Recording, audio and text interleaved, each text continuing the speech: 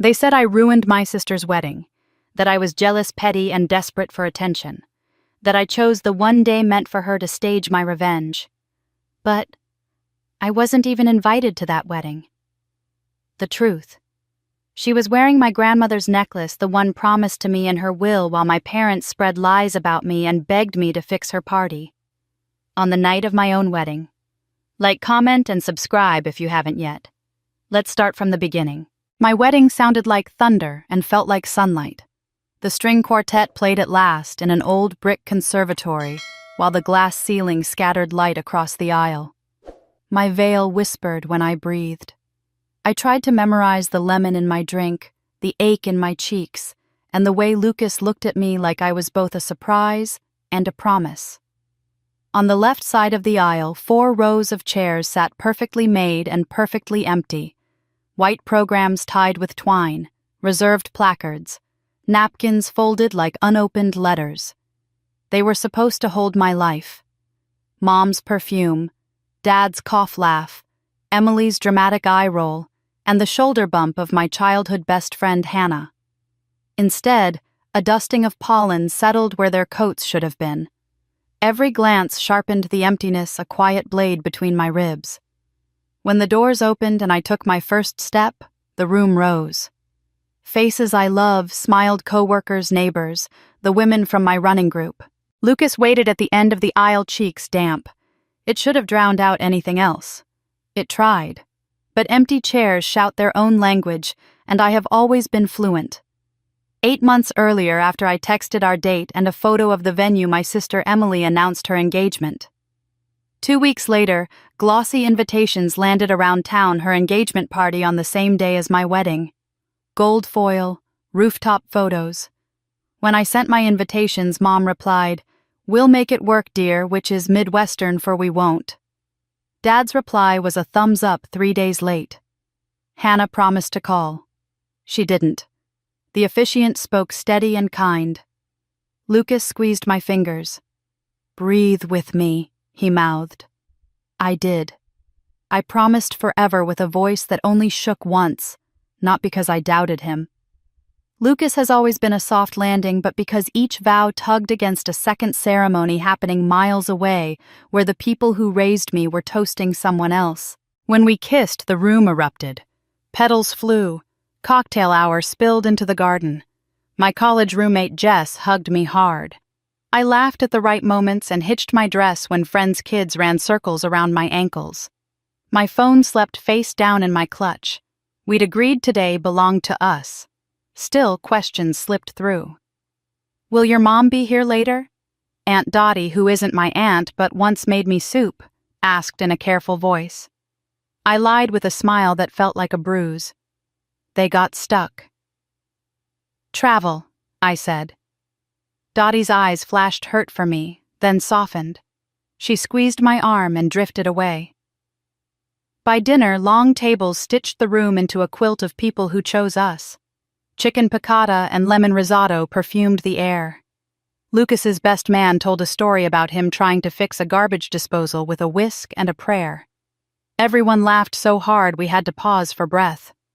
I tried to pour their warmth into the empty space beside me. It held only silence. 2 weeks before I had asked my mother one last time. "It's complicated," she'd said. "Emily's future in-laws flew in from Europe. We can't be in 2 places at once." My wedding is not a place, I answered, calm, because rage gets me labeled dramatic. It's my life. She sighed the way she sighs when the waiter brings the wrong order. "You'll understand when you have kids." That was the hinge finally swinging shut. During the toasts, the sun dipped and everything turned honey-soft. I caught my reflection in the greenhouse glass lace, a woman who looked like me but steadier, and behind me those empty rows like teeth. I lifted my glass anyway. To the ones who showed up, I said. If my voice cracked, only Lucas heard it. He kissed my knuckles. The room cheered. Then the DJ called us to the floor. Etta James melted into Leon Bridges, and the night lifted us. Lucas and I moved like we'd practiced in our tiny kitchen. "Still with me," he whispered. "Always," I said and meant it. We cut the cake beneath a canopy of string lights. lemon with raspberry buttercream smoothed like snow. The knife was cold in our hands, the handle engraved with our initials by a woman at the market who said love is a verb. Everyone crowded close, phones up, faces open.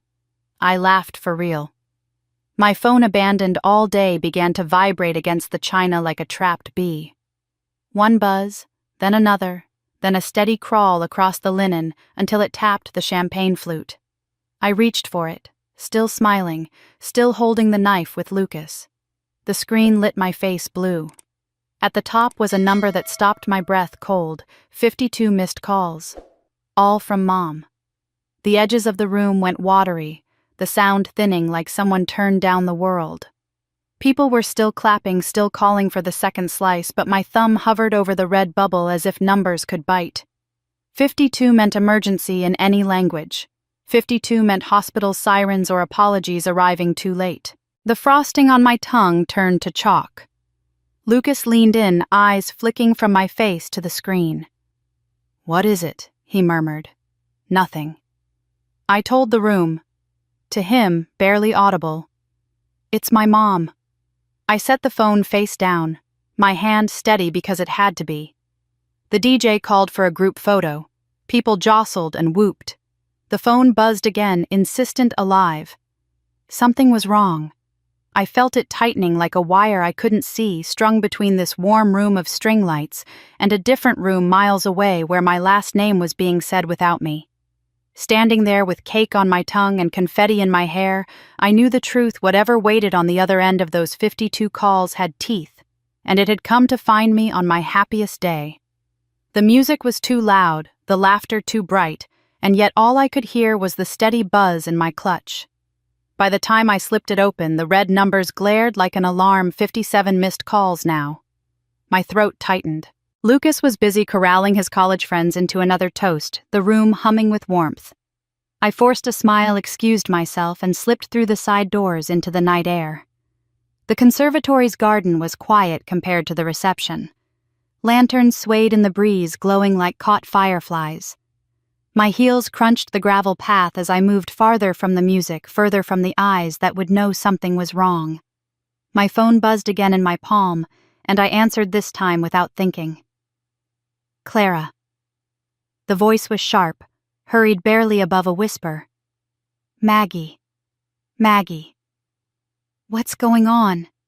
Why has my mom been—" "You won't believe it." Her breath hitched words tumbling out. "They're telling everyone you planned your wedding just to sabotage Emily's engagement, that you scheduled it the same day to steal her spotlight." I froze beneath the lantern glow, the word sabotage slicing through the night. "What? That's insane. I set my date months before Emily even got engaged." "I know," Maggie said quickly, her voice urgent, almost apologetic. "But your mom is saying it like it's fact, and people are nodding along. They're telling her guests that you've always been jealous that you wanted to upstage her. Even your dad, he's over there laughing about how you're not close to the family anymore, so it makes sense no one showed up." The gravel seemed to tilt under my feet. My chest caved inward. He said that, "My own father, I'm sorry, Clara. I wish I was making this up. And—" Maggie paused, her voice dropping even lower. "Hannah's here. She's not defending you. She's telling people she couldn't be your maid of honor because you were too difficult about the guest list." My mouth went dry. Hannah. My best friend since we were 6. The girl I swore blood oaths with under the bleachers. The one I thought was my family when my real family left me cold, standing in a banquet hall recasting me as a villain. "They're rewriting it, Clara," Maggie whispered. "Right now, while you're cutting cake, they're rewriting the story of your own wedding." The laughter from the conservatory drifted faintly through the open doors, muffled and far away. It should have steadied me. It didn't. My hands shook around the phone. Why would they do this? Why on my wedding day? Maggie hesitated. "Because they still need you." That's the craziest part. "What do you mean?" My voice cracked. "Your mom's been saying all night that she has to get a hold of you. Something about Emily's party. The caterer messed up or the flowers are wrong something. She keeps telling people Clara will fix it. Clara always fixes it. She's acting like you're on call for your sister's big night. I laughed sharp and broken.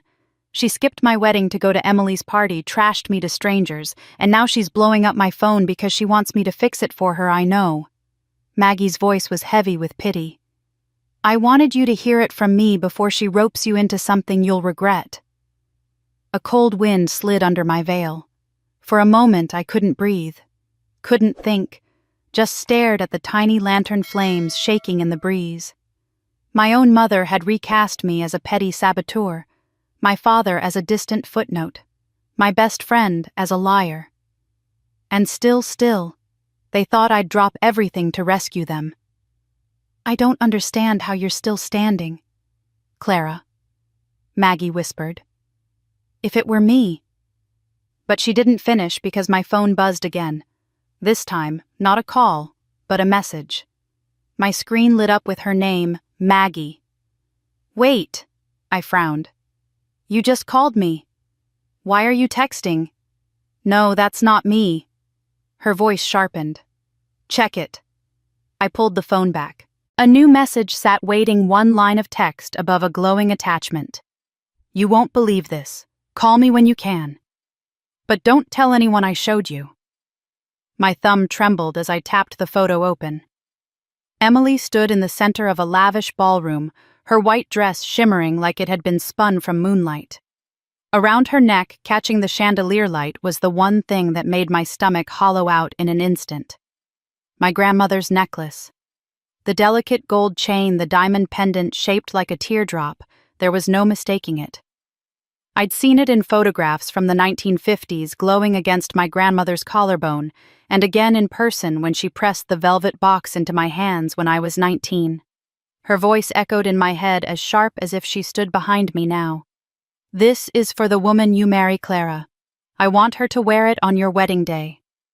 I had guarded that memory, that promise, for years. When I asked my mother about the necklace before the wedding, she told me it wasn't in good condition, best not to use it. And I'd believed her. I'd let it go. But there it was, draped around Emily's throat like it belonged to her all along. I couldn't move. My body felt rooted to the gravel, my breath gone. The photo blurred as my eyes stung. Clara Maggie's voice was faint in my ear, worried. What is it? I didn't answer. I couldn't. Because in that single photo, the truth crystallized sharper than any lie they had spun that night. They hadn't just abandoned me. They had stolen from me. They had taken the one piece of my grandmother meant for me, a promise written in her will, and handed it to Emily to shine under someone else's lights. And if I had learned anything in my 28 years, it was this: when my family took something from me, they never gave it back. I lowered the phone, staring into the dark garden, where the lanterns flickered like fragile hearts. Behind me, the music swelled as if nothing had changed. But everything had. Because this wasn't just betrayal. This was theft. And for the first time in my life, I felt something colder than grief, sharper than anger, a resolve hardening deep inside me. The necklace would come back to me, one way or another. By the time Lucas and I stumbled into the hotel suite, the day's joy felt like it had been soaked in kerosene and set alight.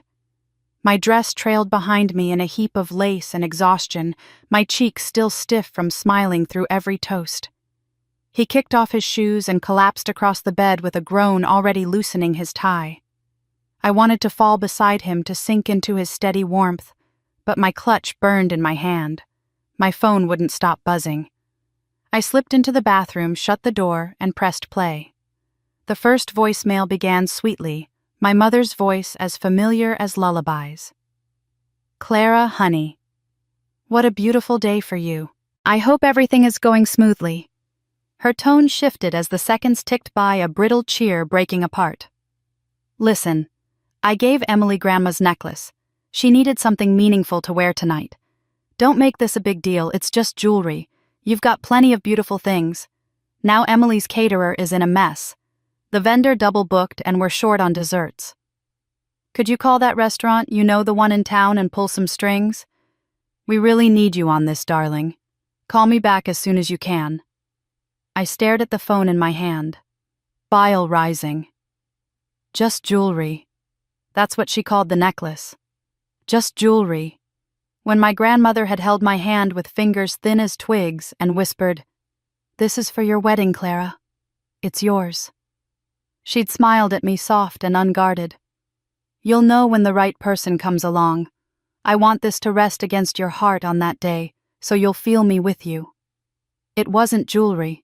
It was a thread of love stretched across generations tied to my name. And my mother had lied, said it was damaged, and handed it to my sister without blinking. My legs gave out. I sank onto the edge of the tub, the lace of my dress pooling around me like a shroud.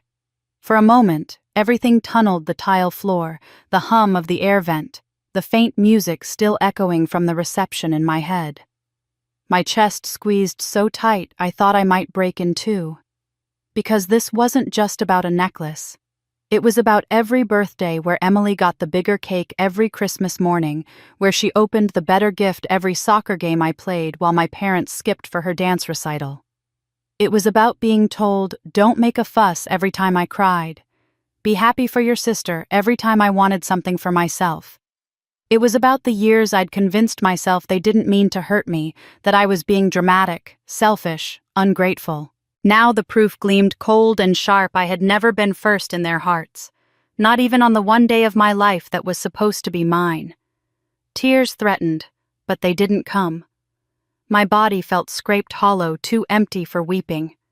Instead, clarity slid in like a blade. They weren't careless. They were deliberate. My mother's voicemail wasn't a slip, it was a pattern carved into my life. And something inside me shifted. I thought of Emily posing in a ballroom with my grandmother's necklace catching the light. I thought of my mother sipping champagne, dialing me not to say congratulations, but to demand I rescue them from their own chaos. And I thought of myself standing in a bathroom in my wedding dress alone. No more. I pulled myself up, smoothed the lace down my legs, and wiped the smudged eyeliner from my cheeks. My reflection in the mirror startled me. I looked older somehow, my eyes rimmed with something harder than sadness.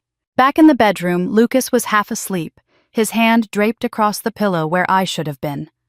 I lowered myself into the armchair by the desk, opened my laptop, and began. Every voicemail downloaded and saved, every text screenshot and filed, every photo Maggie had sent from the party archived. I created a new folder, tucked it deep in my hard drive, and labeled it simply, "For Later." Each drag of a file into that folder steadied me like laying bricks for a wall I'd never let them climb again. Proof receipts, evidence they couldn't twist. For once, they wouldn't control the narrative. When I finished, I closed the laptop with a soft click. The room was quiet, the only sound Lucas's steady breathing. I slipped into bed beside him and finally let my body sink into the mattress. He stirred, pulling me close, warm and safe in his arms. I didn't tell him about the voicemail, the necklace, or the folder waiting in my laptop. Not yet. Because tonight wasn't the night for collapse, it was the night I'd begun to build. As I closed my eyes, my mother's voice still echoed in my skull. "Don't make this a big deal, it's just jewelry." But I knew the truth. It was never just jewelry. And one day I would make sure they remembered that. The morning after my wedding, the phone was still buzzing. 93 missed calls. 22 voicemails. Not one of them said congratulations.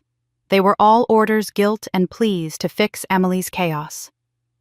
By breakfast, I'd silenced the phone and slid it into a drawer. It stayed there for weeks. At first, the silence felt like free fall. I had grown up orbiting my family, my worth measured in their approval or lack of it. Without their voices, the days echoed. But Lucas anchored me.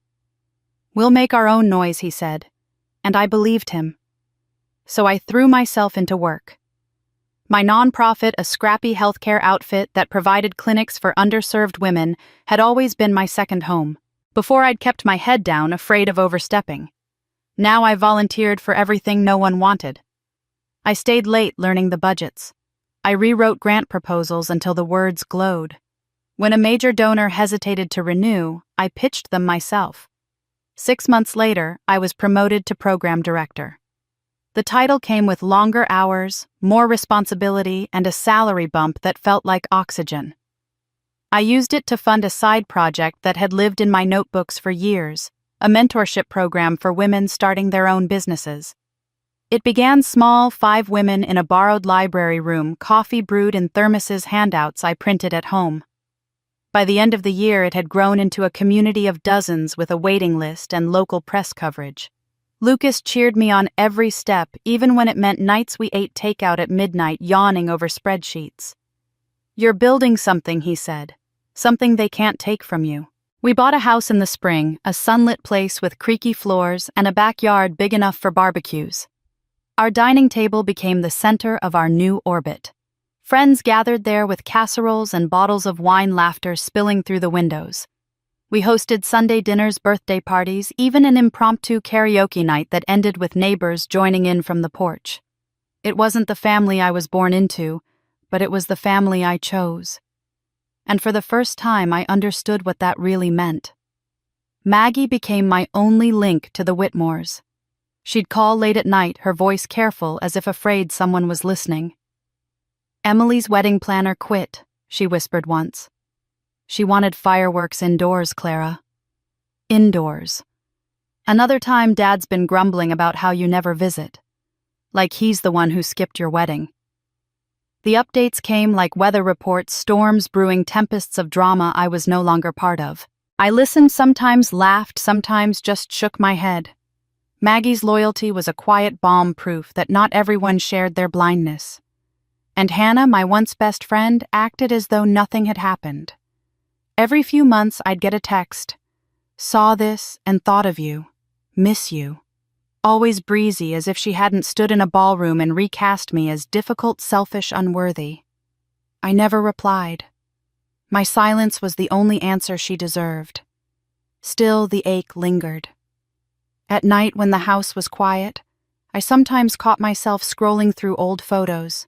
Holidays, birthdays, family vacations. Their smiles glared back at me, polished lies that I used to call memories. I would shut the laptop and crawl into bed beside Lucas, reminding myself forward, not back. One rainy evening, nearly a year after the wedding, I sat at the desk in our home office sorting files. I was searching for an old grant application when I stumbled across a folder labeled Grandma. My breath caught. I clicked. Inside were scanned papers I'd saved years ago, back when I helped her organize her estate documents. There in her neat cursive was her will. I scrolled until I found the line. "I leave my wedding necklace to my granddaughter Clara June Whitmore to be given to her bridegroom's family on the day of her marriage." There it was. Black ink, legal, undeniable. My name, my inheritance, my right. My grandmother's voice rose in memory, warm and certain. "This is for your wedding, Clara. It's yours."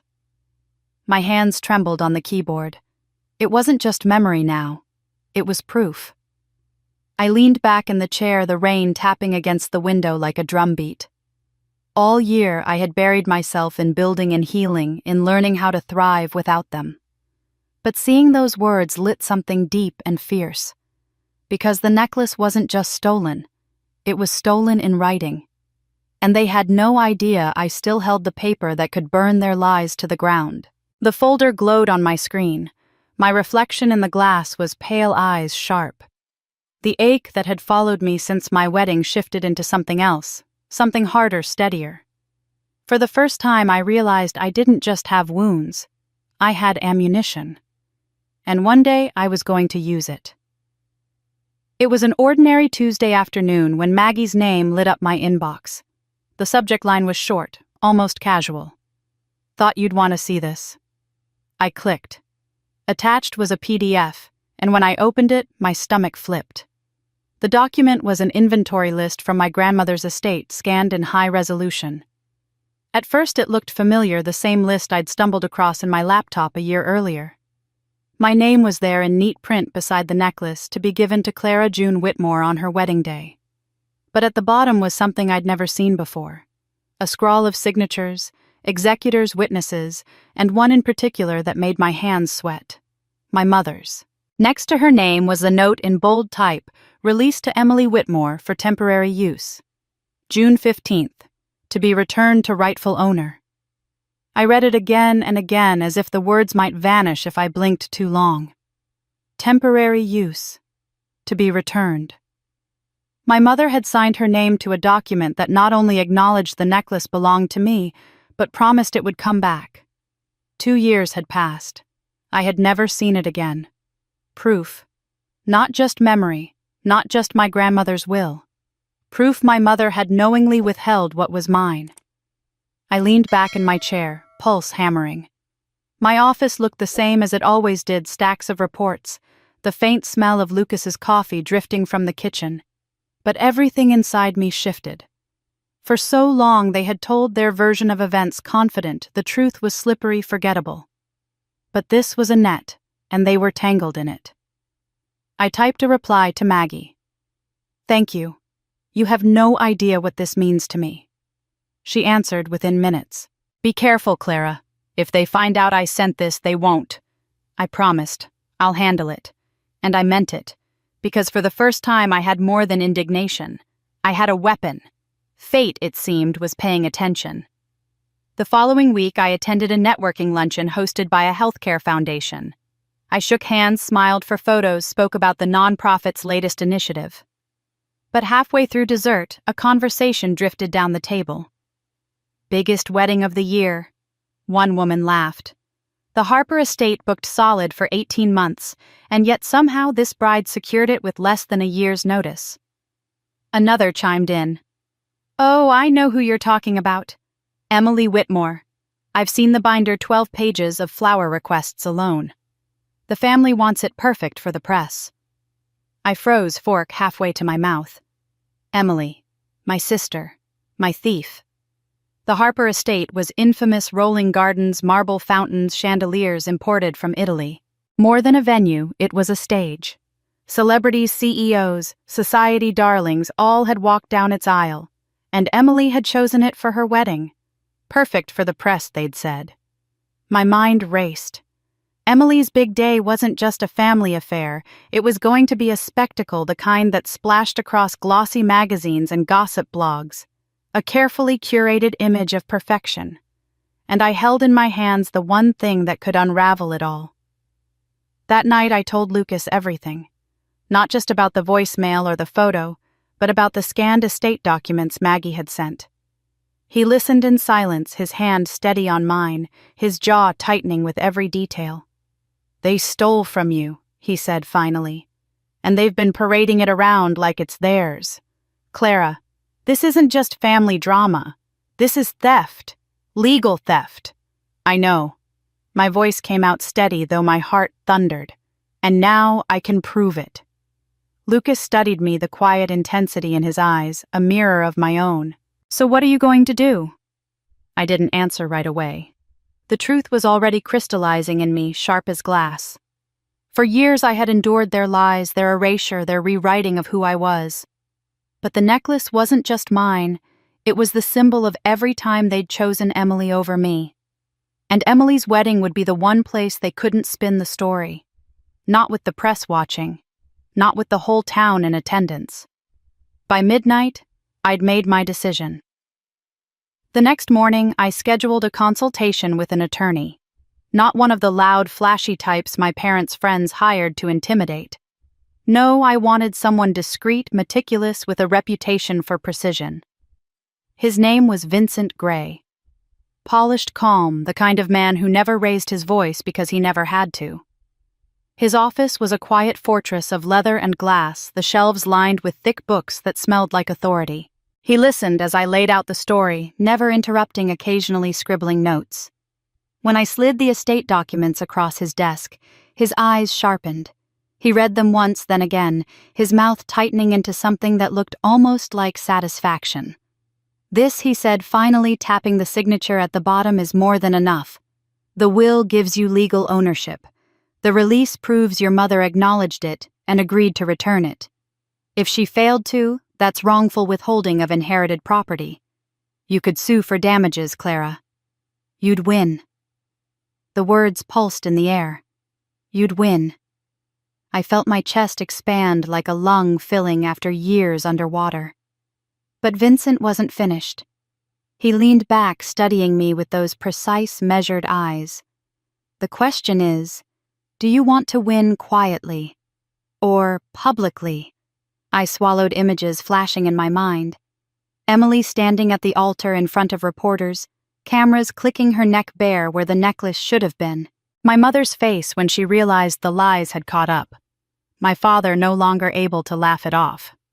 Publicly, I said. My voice didn't waver. When it matters most. Vincent nodded once as though he had expected it all along. Then we plan. Carefully. I left his office with the documents tucked safely in my bag, and the first true sense of power I'd ever felt in my life. The city streets looked different, the sky sharper, the air lighter. The plan had begun. And for the first time in years, I wasn't waiting for my family to write my story. I was writing theirs. After my meeting with Vincent, the world didn't shift overnight. But I did. For nearly 2 years, I had let my family cast me as the forgotten one, the outsider, the difficult child. Now I carried something they couldn't touch: leverage. Not just the will, not just the release form with my mother's signature, but the calm certainty that I no longer had to play by their rules. So I built quietly. At work, I doubled down on my projects. Our nonprofit landed a federal grant that expanded our clinics into 3 new counties, and my name started appearing in press releases. Local business leaders began inviting me to networking luncheons and charity galas. I never declined. I shook hands, traded cards, remembered names. I learned that power wasn't loud, it was cumulative. Small nods, soft introductions, repeated faces, until people began to say, "Oh, Clara, of course I know her." At these events, I knew I hovered near my family's orbit. My parents lived for appearances in the same circles of donors and socialites. I didn't avoid those places anymore. Instead, I occupied them with polite smiles, never mentioning Emily, never acknowledging the history, simply letting my presence contradict their narrative. And then, there was Phoebe Lane. Phoebe was a lifestyle journalist with a column that carried more weight than it should have. She had a reputation for uncovering what she called the whispers beneath the chandeliers, the messy truths hidden under polished parties. She had toppled more than one society darling with her pen. We met at a charity auction when I complimented her shoes. She laughed, told me they were a vintage find, and within an hour we were trading stories over champagne. Phoebe liked sharp edges, the hint of secrets. I didn't hand her mine outright, but I fed her enough glimpses growing up in the shadow of a golden child sister, a family obsessed with image, that she leaned closer, intrigued. "You're good," she said once, eyes narrowing. "Most people give me everything too quickly. You let the air hang." I smiled. Maybe I've had practice. We met for coffee regularly after that, Phoebe always jotting notes on a napkin, me always careful about how much I said. I never mentioned the necklace by name, but I didn't have to. She thrived on scent trails. Meanwhile, Vincent and I continued our quiet preparations. Every few months I met him in his glass and leather office, and he updated me with the same cool precision. "Your case is airtight," he reminded me. "The will, the release, the proof of possession at Emily's engagement party. If we filed suit today, you would win. The law is unequivocally on your side." But I didn't file. Not yet. Timing was everything. Each time I left his office, my steps were lighter. I carried the knowledge like armor. I didn't need their validation anymore. I had something better: the law, the truth, and my own growing influence. By spring, Emily's wedding was no longer a rumor, but a spectacle in motion. Maggie continued her whispered updates, always late at night when she was sure no one else could overhear. 3 different planners already quit, she told me once, stifling a laugh. Emily screams about every detail. Mom keeps smoothing it over, but people are talking. Another time, Dad's been sulking about how you don't come around anymore. Says you've changed. Like he didn't change the day he walked past your empty wedding chair. I listened, sometimes biting my lip until it hurt, sometimes just staring at the ceiling in silence. I didn't reply often. Maggie understood anyway. Then came the call that hardened everything. It was near midnight rain drumming softly against our windows. Lucas was asleep beside me, the steady rise and fall of his chest grounding me. My phone buzzed on the nightstand. Maggie. I slipped into the hallway before answering. Mags. What's wrong? Her voice was a whisper edged with urgency. Clara. I probably shouldn't be telling you this, but Mom's been bragging again. She's telling everyone Emily's going to wear the necklace at her wedding. My heart dropped, though I'd half expected it. The necklace I repeated slow, as if confirming it aloud might make it less real. Yes. She's saying you don't care about family traditions anymore, that you've moved on so it makes more sense for Emily to wear it. She actually used the word selfless, said it was generous of you to let go. A hollow laugh escaped me sharp in the quiet house. Selfless, I echoed. I'm sorry, Clara Maggie rushed on. I know how much it meant to Grandma, how much it means to you. But they're twisting it, making it sound like you gave it up willingly. I pressed my palm against the wall, the cool paint grounding me. Images flickered through my mind. Emily glowing under chandeliers, my mother smoothing lies into the ears of strangers, my father shrugging away the truth. But beneath the ache, a different current surged. Not despair this time, but certainty. They thought they could rewrite the story again. They thought they could spin me as absent, generous, forgotten. They had no idea what was coming. Thank you, Maggie, I said quietly. Don't tell anyone else we talked. Clara. What are you going to do? I didn't answer right away. The silence stretched between us, filled with the steady thrum of rain. Finally, I said, I'm going to make sure the world sees the truth. I hung up before she could reply, slipped back into bed, and lay awake long after Lucas's breathing steadied beside me. Because the decision was no longer if. It was when. The morning of Emily's wedding dawned golden, the kind of light photographers dream about. I knew because Phoebe, ever the observer, posted a photo of the Harper Estates gates at sunrise, captioned with something vague and glittering, "Today promises a spectacle." I wasn't invited, of course. My family had long since erased me from their head count.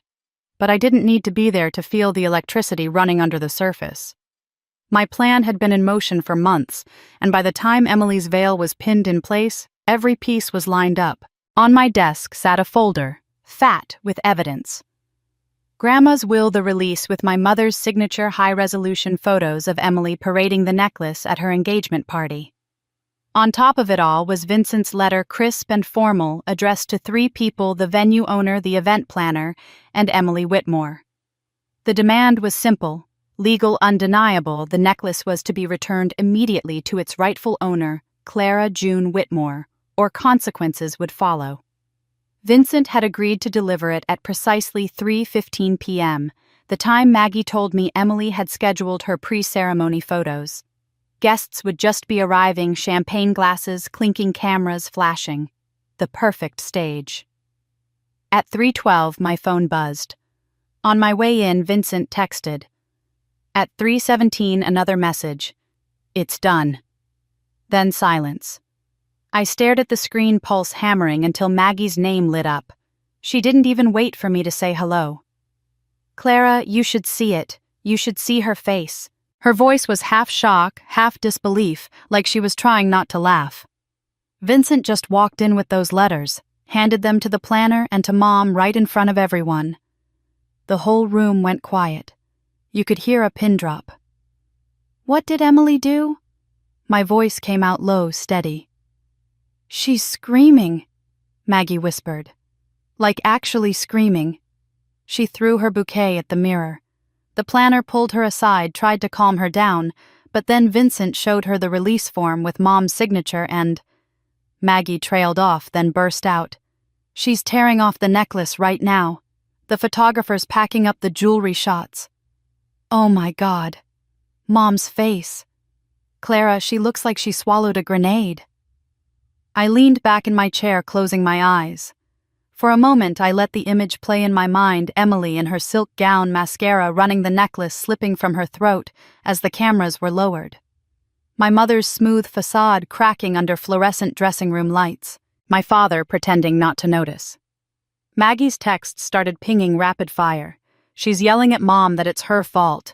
The planner says the venue won't risk liability. They're insisting the necklace leave the property now. Matt tried to calm her down. Yes, your old friend Matt, but she threw a hairbrush at him. I exhaled slowly, tension uncoiling from my shoulders. Clara, Maggie said softly in my ear. She's crying so hard she can't get her veil on. And people are starting to whisper.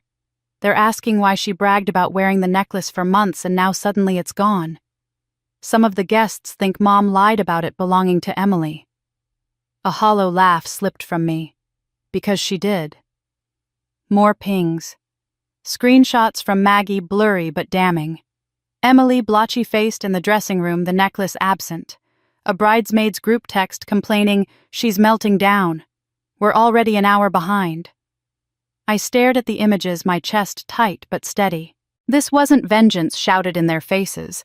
This was precise, surgical, and it was working. By evening, the ripples had already begun online. Guests posting filtered selfies captioned with vague dismay, drama behind the scenes at the Whitmore Hayes wedding. Someone uploaded a shot of Emily on the staircase, bare neckline stark under her heavy gown. Comments piled beneath. Where's the heirloom necklace she's been showing off? Didn't she say it was a family tradition? Looks like someone got caught. Phoebe, true to form, posted a single tantalizing line. Not all that glitters belongs to the bride. I set my phone down on the desk. Heart pounding, not with fear anymore, but with a satisfaction so sharp it almost hurt. Emily's perfect day was unraveling in real time. The story my parents had tried so hard to spin that I was jealous, selfish, forgettable, was slipping out of their control. I walked into the kitchen where Lucas was uncorking a bottle of wine. He looked up at my face, and though I hadn't said a word, he grinned. It's happening, isn't it? I nodded. It's happening.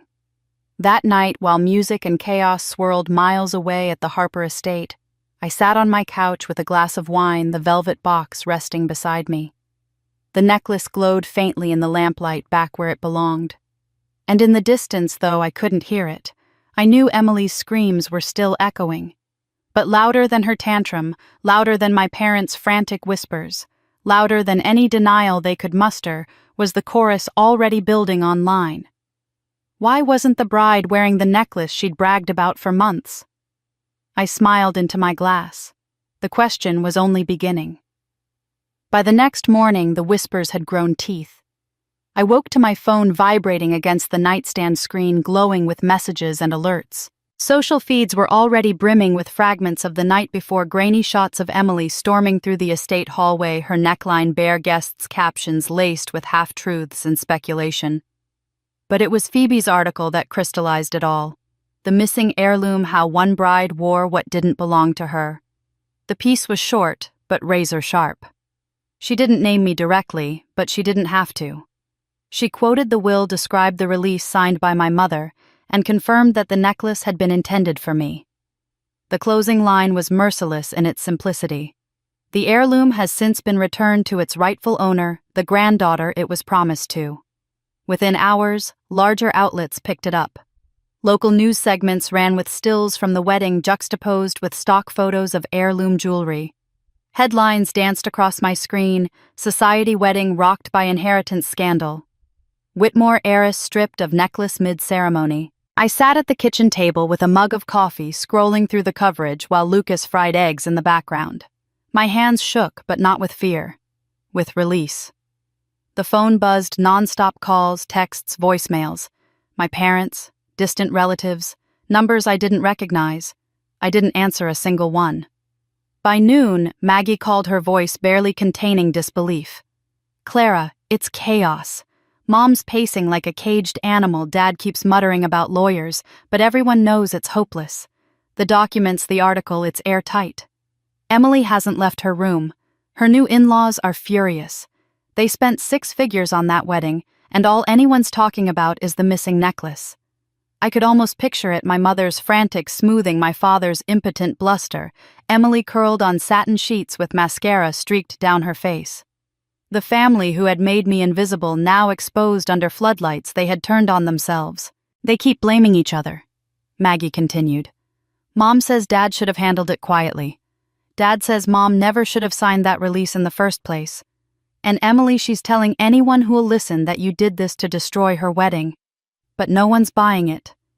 I didn't laugh, though part of me wanted to. Instead, I asked, "And Hannah?" Silence stretched for a beat before Maggie answered. "She's gone quiet. Some of her friends unfollowed her after the article. People don't want to be associated with the mess." My chest tightened, not with longing, but with the cold confirmation of what I already knew. Hannah had chosen her side long ago, and now she was reaping the cost. After I hung up, I stepped into my office and opened the velvet box. The necklace lay nestled in silk, delicate and gleaming, like it had been waiting all this time. My grandmother's voice came back to me. "This is for your wedding, Clara. It's yours." I touched the pendant with trembling fingers, not to wear it but to feel the weight of what it represented. Not jewelry, not vanity. Proof. That I had mattered to her. That I had been chosen even when my family refused to see it. Behind me, Lucas leaned against the doorframe, drying his hands on a towel. "It's over," he said softly. I shook my head. "No. It's only beginning for them. For me, it's done." By late afternoon, the narrative had calcified. The Whitmores were no longer the polished family of charity galas and society columns. They were the punchline. Comment threads shredded their reputation. Imagine skipping your daughter's wedding just to steal her inheritance for another.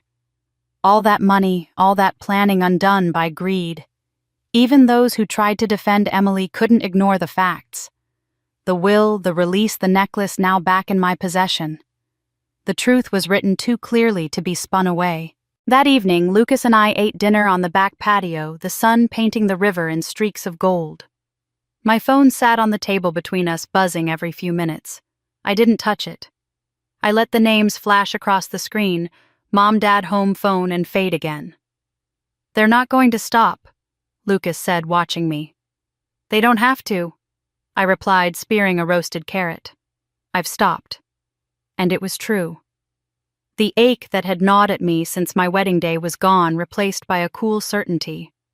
I didn't need their apologies, their excuses, their frantic attempts at damage control. The silence I gave them was my answer.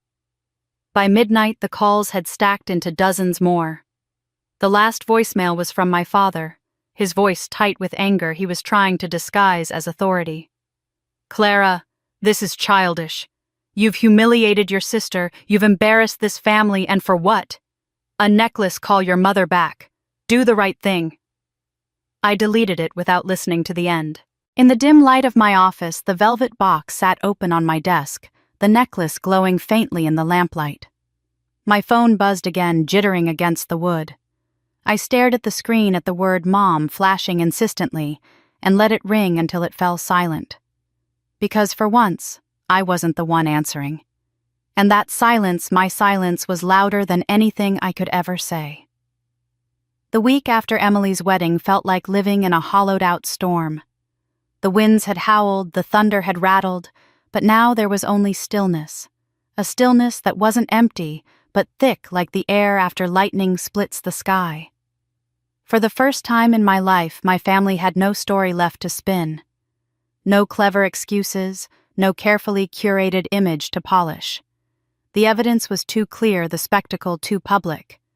Their reputation in our community collapsed like wet cardboard. I didn't need Maggie to tell me. I could see it everywhere.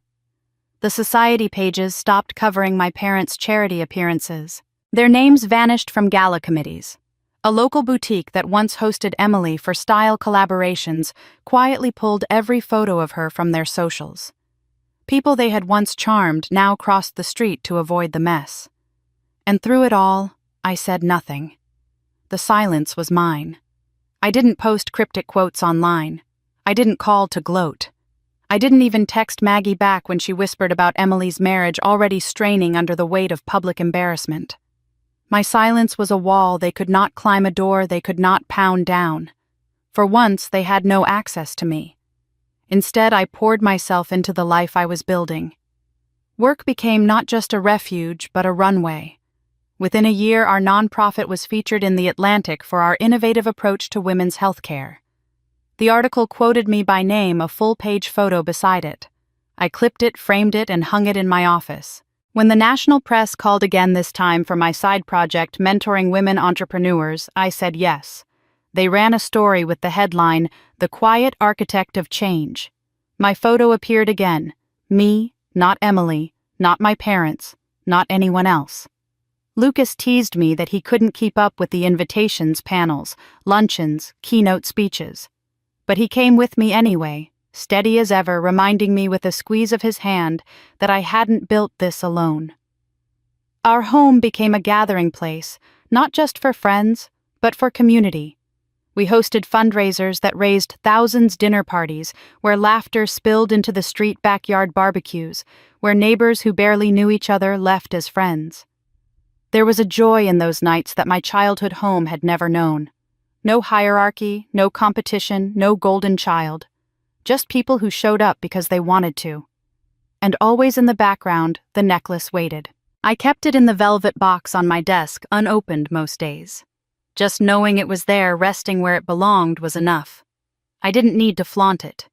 It was mine. That was the victory. My parents kept calling at first.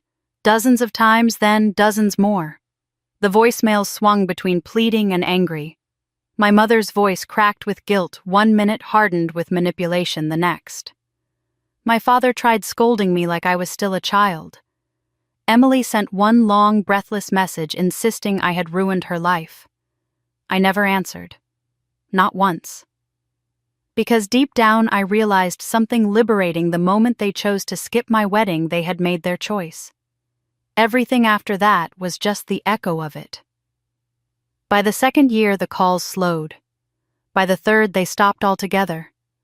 The silence they had once forced on me had turned into the silence I gave them back, deliberate and final. And in that silence, I thrived. On the first anniversary of our wedding, Lucas and I dressed up and went into the city for dinner. He'd made reservations at a quiet little bistro overlooking the river. The table was set with candles, the kind of soft light that made everything look like a film still. Halfway through the meal, he reached into his jacket pocket and pulled out the velvet box. My breath caught. "Clara," he said softly, "I think it's time." He opened the box, and the diamonds glowed like captured starlight. My grandmother's necklace. The one I had fought for, bled for, cried for. I turned my back to him, brushing my hair aside, and felt his hands clasp the chain around my neck. The cool metal settled against my skin, warming quickly, as if it had been waiting all these years for this moment.